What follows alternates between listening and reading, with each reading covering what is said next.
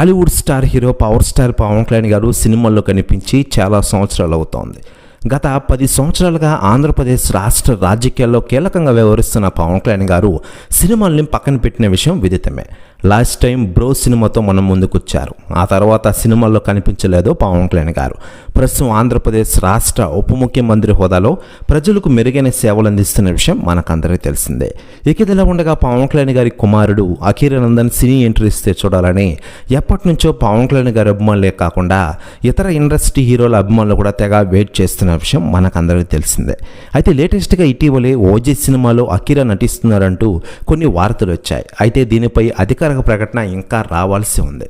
మరోవైపు పవన్ కళ్యాణ్ గారు ప్రస్తుతం హరిహర వీరమ్మల షూటింగ్ని ఇటీవలే కంప్లీట్ చేశారు. ఏడాది జూన్ 12న ఈ సినిమా గ్రాండ్గా ప్రపంచవ్యాప్తంగా రిలీజ్ చేయనున్నట్లు మూవీ మేకర్స్ అధికారంగా ప్రకటించారు. మరోవైపు ఓజీ సినిమాను కూడా నటించనున్నారు పవన్ కళ్యాణ్ గారు. ఇక ఈ సినిమా అయిపోయిన వెంట హరీష్ శంకర్ దర్శకత్వంలో ఉస్తాద్ భగత్ సింగ్ సినిమాని స్టార్ట్ చేయనున్న విషయం తెలిసిందే. ఇప్పటికే ఈ సినిమా నుంచి ఫస్ట్ లుక్ అటే గిమ్స్ కూడా రిలీజ్ అయింది.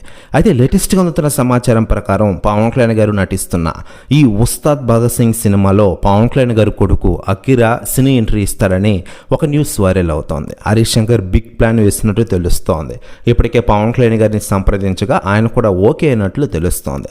అయితే దీనిపై అధికార ప్రకటన త్వరలోనే రావాల్సి ఉంది.